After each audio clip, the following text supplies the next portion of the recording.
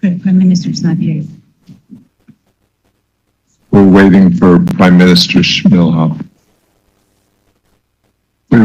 He'll be here.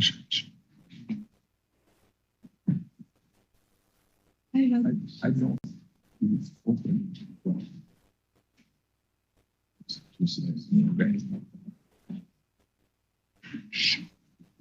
Do we have President Zelensky available? Is he? I want to welcome everyone. We're going to get started. I was waiting for Prime Minister Schmihal, but let's go ahead. I want to thank and welcome everyone who's here. And I see that President Zelensky is here, so we are going to go straight into that, and then we'll have further comments as we go along. As you know, the conditions are immensely challenging. President Zelensky, please go ahead. Welcome. You have a big group assembled here.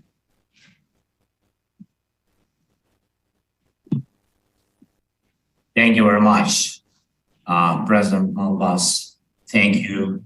Thank you for your support. Thank you very much. Managing Director, Dr. the Vice President Dombrovskis, and all of us now are waiting for our Prime Minister. And dear ministers, secretaries, and heads of international financial institutions, thank you again. Thank you all for this meeting, for your work in this format. Ukraine is currently living through a storm of emotions. Yesterday, a video of the brutal murder of our soldier by the occupiers was shared by Russian sources. They are there in this video, are proud with their ability to kill. You have probably all seen it on the news, and you know that Russian army tries to make this level of violence and atrocities a routine everywhere on Ukrainian soil.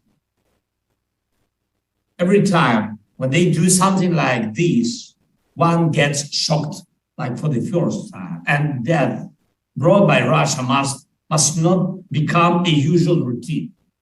The long story of Russian impunity must finally stop. And I thank everyone in the world and all of you who help Ukraine to survive. But every day we'll lose our people, men and women, adults and children who die at the hands of Russia. Please, would you please, I ask you now to honor with a minute of silence the memory of the Ukrainian soldier whose death the world saw yesterday, and the memory of all of our people whose lives were taken away by the Russian invasion. Please.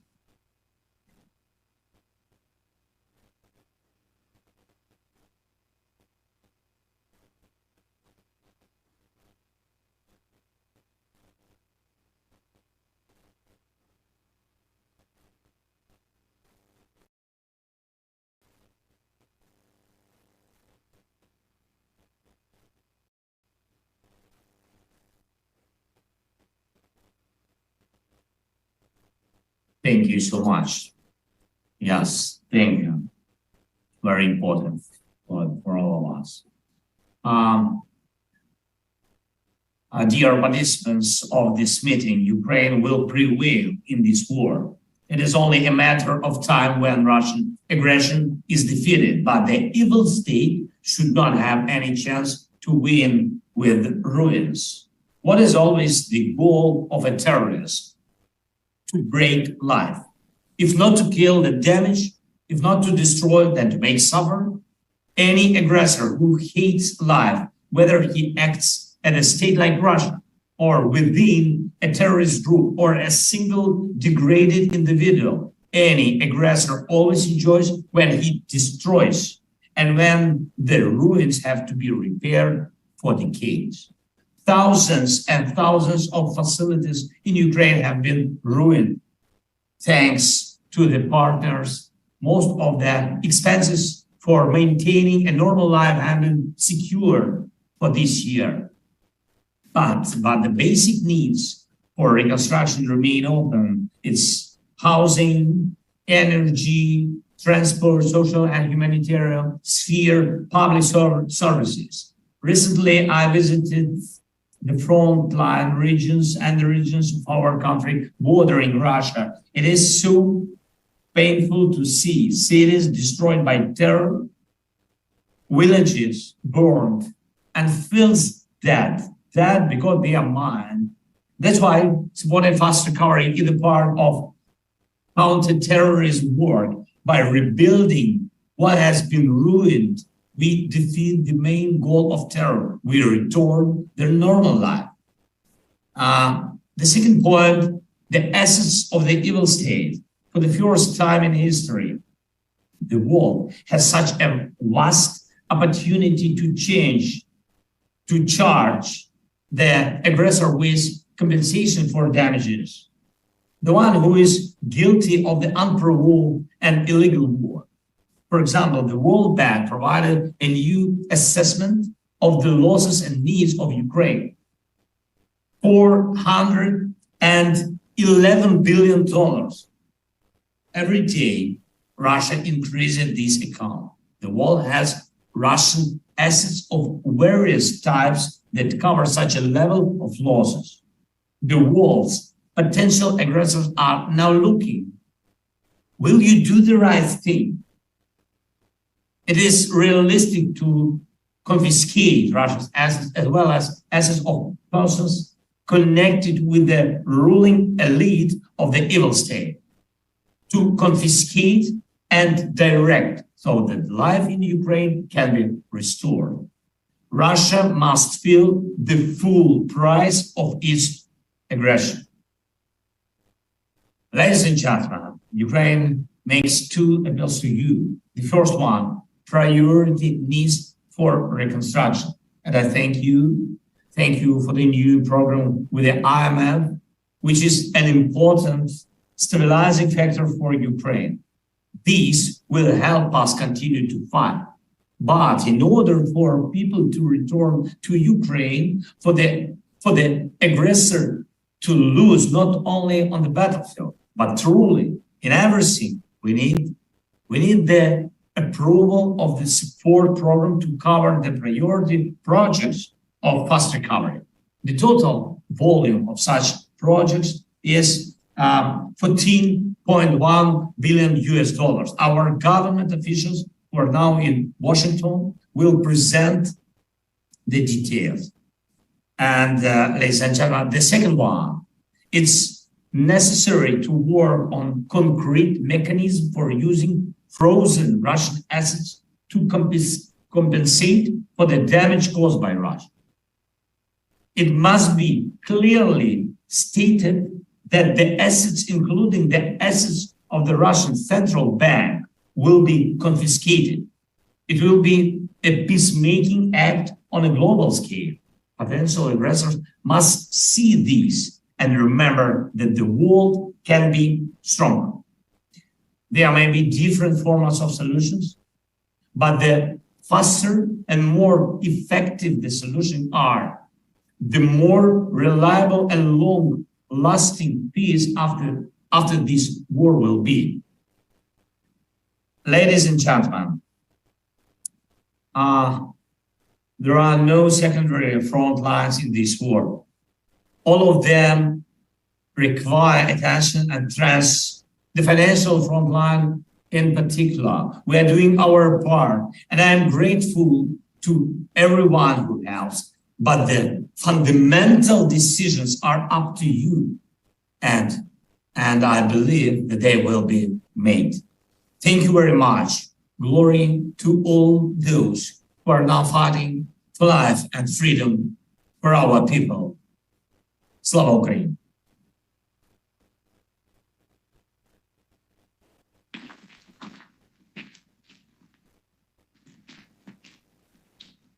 Thank you very much, President Zelensky, and to Prime Minister Shmyhal and Minister Marchenko.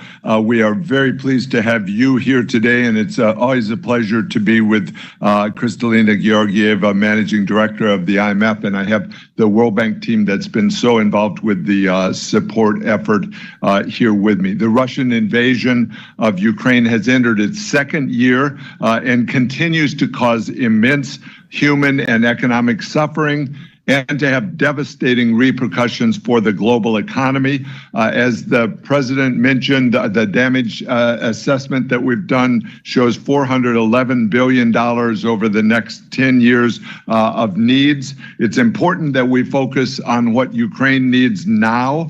We estimate that for 2023, it is facing an additional funding gap of $11 billion for critical economic and capital expenditures.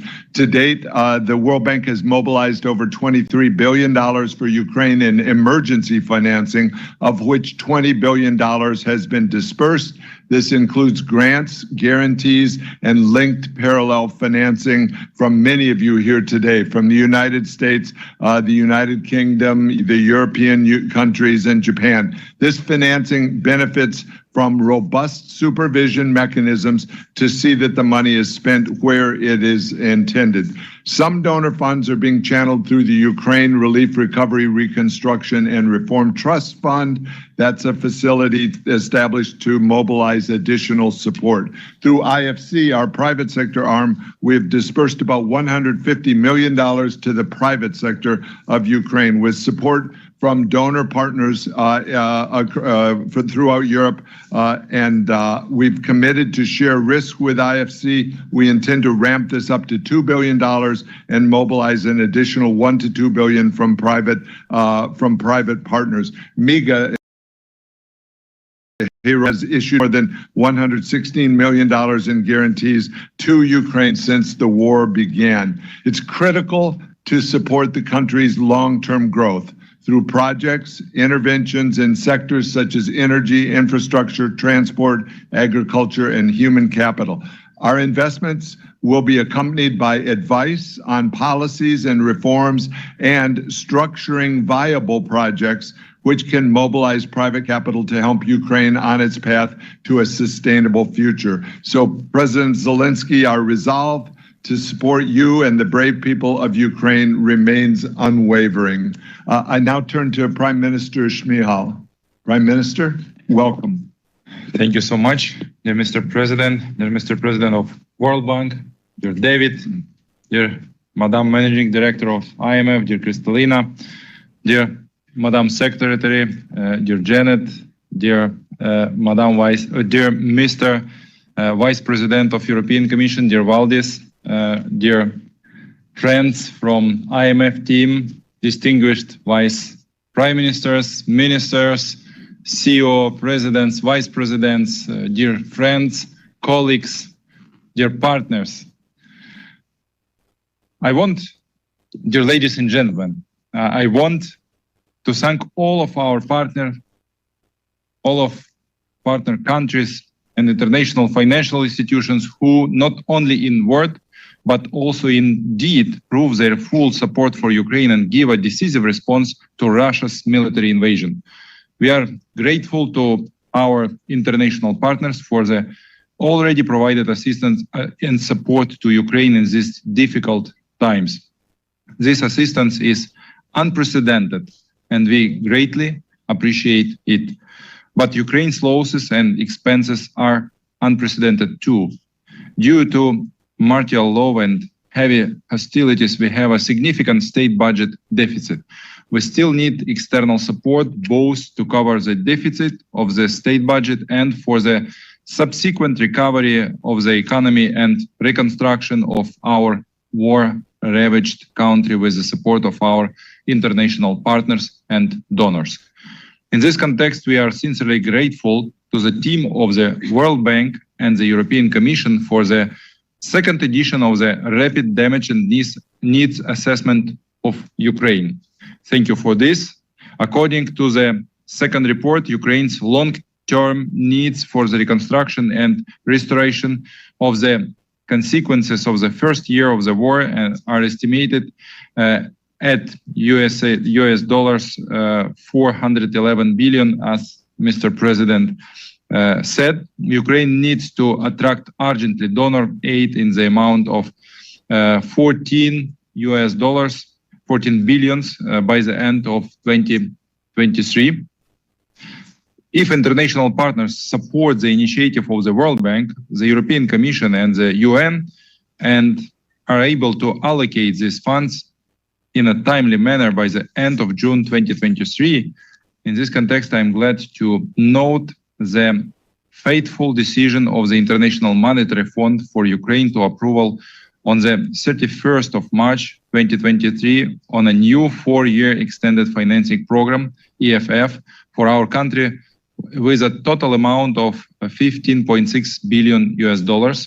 Thank you for this. And I also thanks to J7 countries who support long-term program of support Ukraine in amount $115 billion for the next years. It's a crucially important for my country in sense of macroeconomical stability and in sense of signal to Russian Federation that our partners are with us as long as it needed, and this proved this. Dear friends and partners, I would also like to note that we hope for your government's support of the multilateral trust fund mechanism created by the World Bank, Ukraine Relief, Recovery, Reconstruction and Reform Trust Fund, URTF, within the frameworks of the fund restoration projects in the fields of transport infrastructure, relink projects, electrical energy repower project, and healthcare Heal Ukraine project. Which are already being implemented. Thank you for this, and thanks all partners who support these projects. Special gratitude to the United States of America, which during the year of the war has already provided Ukraine with grant support in the amount of more than 15.5 billion and will provide another 7.4 billion by the end of 2023 to support the activities of the government and socially vulnerable sections of the population. Peace project, so named Peace Project. Thank you. It also is very effective. We understand the interest of development partners in receiving detailed information on the directions and effectiveness of the use of funds directed to providing assistance to Ukraine. We are completely open and transparent in matters of financial support, provide all requested information to the World Bank and to the US administration, to IMF, and we are ready to provide even more detailed information. Our Ministry of Finances is working on the daily basis, sending all needed reports. The restoration of Ukraine will become one of the largest investment projects in the history of Europe, but we now should pay the crucial attention to the rapid needs and recovery. I mean 14.1 billion, which is estimated by the World Bank. And this is the #1 priority for my country, to bring people minimal level of social and humanitarian services. Part of this money we have in our budget, part we have from United States and European Union. We are grateful for this, but the rest, it's more than half of this amount. We need collect not later than first half of this year to have time to invest this money in social infrastructure and critical infrastructure. We hope that thanks to the continued support of our international partners, and we will ensure the reconstruction of our country and the restoration of the national economy in a short period of time. And sincerely thank all governments and all countries that help Ukraine and Ukrainians, all the financial organizations, World Bank, IMF, all of our partners. We hope for our further fruitful cooperation. Together we will win, no doubt. Thank you for your attention, and thank you for your support, crucial support. Thank you so much. Thanks.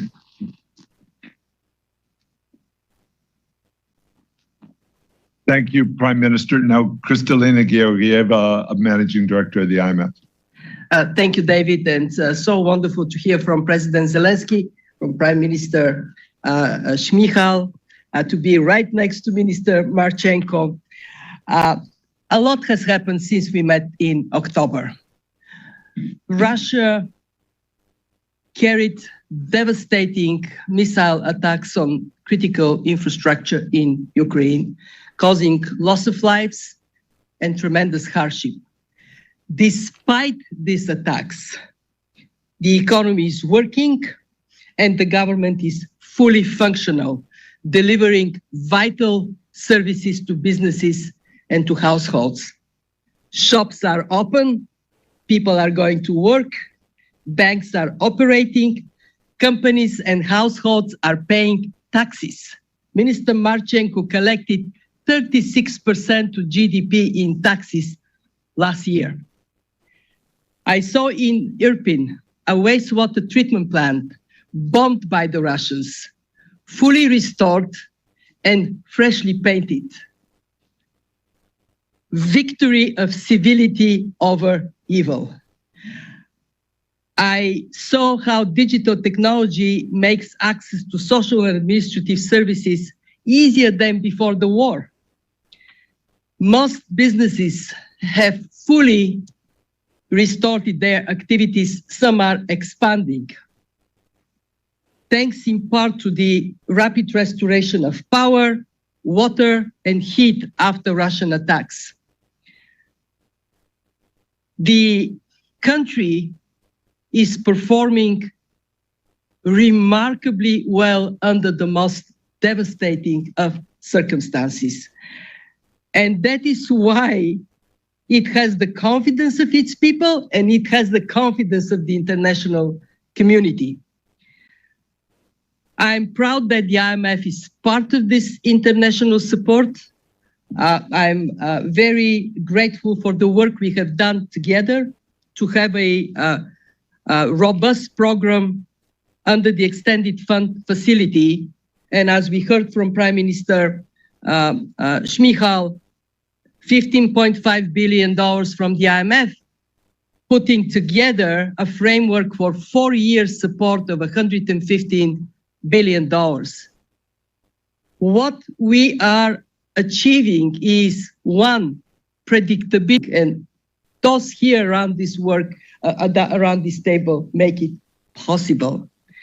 I remember how in the first weeks when the war started, Ukraine would be struggling to get the next couple of weeks financed. Now we have a framework for 4 years. Second, it is a program that is very rich on how the country can build the foundation for the future, sustaining economic and financial stability, critical reforms to promote growth, advancing the accession to the European Union. Third, it is providing a framework for private investments. And that, when I listen to the private sector people in Ukraine, is so uplifting. And fourth, we are very, very happy to work with the bank because within macro stability, we can find space for financing reconstruction. And this is what the meeting today is all about. I want to finish with a picture that I would carry with me for as long as I live. In Kiev, in a makeshift school, a kid has drawn a tank. Kids should not be drawing tanks, they should be drawing flowers. And I know that we will bring it to that point that peace would prevail. And this is what we see Ukrainian children doing. Thank you. Thank you so much.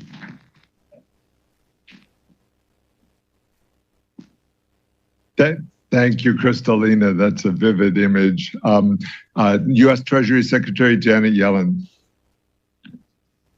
President Zelensky, Prime Minister Šmihal, Minister Marchenko, it's good to see you. During my trip to Kyiv in February, I witnessed firsthand the brutality of Russia's illegal war. I also saw the resilience of the Ukrainian people. Your government has provided a steady hand for Ukraine amid Russia's horrific war. Economic activity is recovering under difficult conditions, and critical government services are being delivered. I commend your ongoing focus on good governance and anti-corruption. Your commitment to making sure that international assistance is being used responsibly is essential. The United States is proud to have provided significant budget support since Russia's invasion. We have current plans to provide additional aid through September, all as grants, as well as to provide support for energy security and early recovery. I thank the World Bank for safeguarding and facilitating disbursements, and the European Bank for Reconstruction and Development for being an implementation partner. Supporting Ukraine is a collective effort. We welcome the efforts by our allies and partners to provide significant, predictable, and timely assistance, and urge all of us to continue doing so. The World Bank's update to its rapid damage and needs assessment underscores Ukraine's needs. Just as military assistance provides for the front lines, our economic assistance bolsters the home front. It keeps the government and economy running so Ukraine can continue to defend itself. The new IMF program will anchor our support in a sound macroeconomic framework and catalyze further reforms essential to Ukraine's recovery. Meanwhile, our historic multilateral sanctions coalition is restricting Russia's access to the technology and equipment it needs to supply its military. And with our embargoes and price caps on Russian oil and refined products, we're effectively targeting Russia's key source of revenue while maintaining stability in global oil markets. Russian state revenue from energy taxes is down over 40% since the imposition of the price cap compared to last year. We're proud to stand with Ukraine. And as President Biden has said, the United States will do what it takes to support Ukraine for as long as it takes. Thank you, Secretary. This ends the open session, and we'll take a moment and go to the closed session, and then there's a speaking order which Anna will be looking for. Okay, so we're now in closed session, and I turn to Minister Marchenko. Please update us and welcome. I'm sorry, we'll wait 20 seconds if we may. You have to leave. Prime Minister, thank you very much.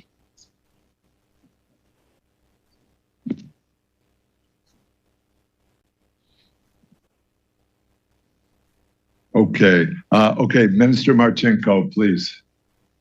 Dear President of World Bank, Managing Director, all friends of Ukraine, I am glad to be here. And I want to tell you several messages and deliver where we are now and what we want to achieve. Ukraine government is steadily improving our control over situation and managing process. You can look at presentation. Presentation.